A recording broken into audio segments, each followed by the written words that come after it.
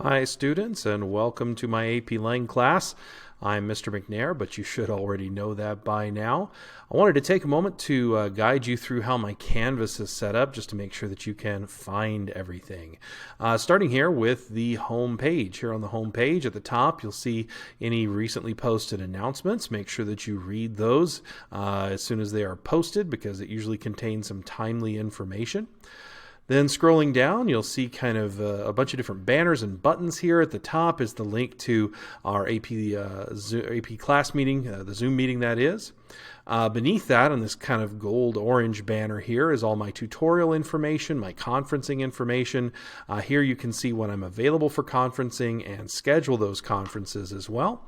There's even a separate Zoom link that you'll need for those individual conferences because I don't conference using the same Zoom code as my class meeting. Scrolling down further, you see these buttons here. Hopefully you're familiar with this. This is kind of the way that the district has instructed us to set up all of our Canvas pages, starting here with teacher information. Honestly, that gives you basically the same information as my tutorial information page here, but I've got to have it there. Coursework, I'll show you more about that here in just a moment.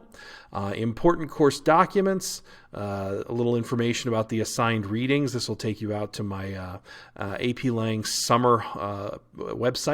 When Canvas is closed over the summer, I have a separate website that I use to keep you guys apprised of the course. Just a quick link here to AP Classroom. You'll need that quite a bit. And then a link to the Wakeland advisory page for those of you who are Wakeland students. Down at the very bottom, got the big countdown clock. Okay, telling you how long until the AP Lang exam. Next, let's take a look at how you access your daily agenda, meaning the links to everything that we do on a given day in class. And there's a couple different ways to get there. First of all, I think the quickest way is to go through the modules link. You can see a list of resources here on the left side. If you're unfamiliar with Canvas, this is kind of your main navigation bar on the left side here. And one of the best ways to get to what we do on a daily basis is just to click on modules. Modules is how we kind of group out our work in Canvas, and you should see whatever unit we're currently on listed out here. Right now we are in Unit 3, and it has a little link to the unit overview. We're currently in week 18, and so it tells you what the current week is. But you can click on that current week there, and that will take you out to a weekly overview of what's going on. Okay, starting with learning objectives at the top, your weekly reading assignment, any advisory lessons that you need to complete, and then each day's agenda. Now, it should be noted that these agendas are just kind of brief overviews. For more detailed information and for more links to what you're supposed to be doing, you should always click on the actual day. So let's say that we're in Friday's class here. Just click on Thursday, Friday. And that will bring you out to the specific daily agenda page. Daily agenda page starts with the learning objectives or learning outcomes, whatever you want to call them, there at the top. Then we've got a link to the class meeting in Zoom, a link to Nearpod, a link to the missed attendance form. More on that in a moment. A rundown of what face-to-face students will be doing that day, a rundown of what virtual students will be doing that day. And you just need to follow through what is listed, first of all, in the synchronous meeting time. That's what we're going to do there. And then the asynchronous time as well after I've dismissed you guys from the meeting. Class prep is here toward the bottom, telling you what you need to complete for next class. And then that weekly reading shows up again here at the bottom, telling you what you need to be reading all this week. All right. Another way that you can get to this exact same page, once again from the Canvas home, is to go through the coursework button here. Click on coursework. It'll give you a unit list. You can see which unit we're currently in, which is 3. You've got this lovely setup here, and you can select whatever week that we're on to get into that weekly page. And if you want to know what Unit 3 is all about, well, the unit overview page is how you find that out. Lastly, let's take a look at a few other features in Canvas that you need to be aware of.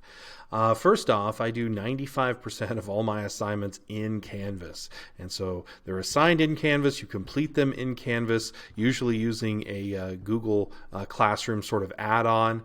And I score all of your work and provide feedback here in Canvas. So when I do score one of your assessments, the best place to find my feedback and your rubric score excuse me, your rubric scores on that is to click on the grades button once again here on this left hand navigation bar.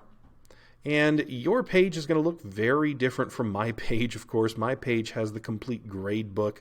As you can see, we haven't taken any graded assessments so far this marking period. When you click on grades, however, it'll bring up all of the graded assessments from that marking period. And you just need to click on the specific assessment in order to look at the feedback.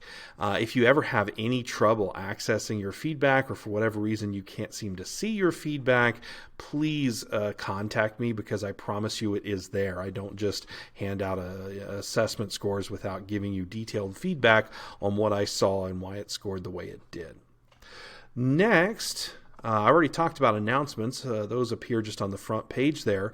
But one of the biggest ways that I communicate with you guys, in addition to and besides email, is through Canvas's own messaging system.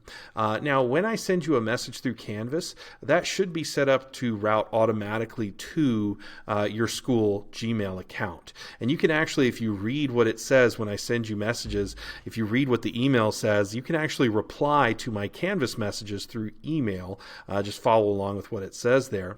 But if you ever need to just access your message inbox in Canvas, it's this button right here along the left-hand side past your main navigation bar. This is kind of your Canvas navigation bar here. And if you open up your inbox, it should have, it looks just like an email inbox.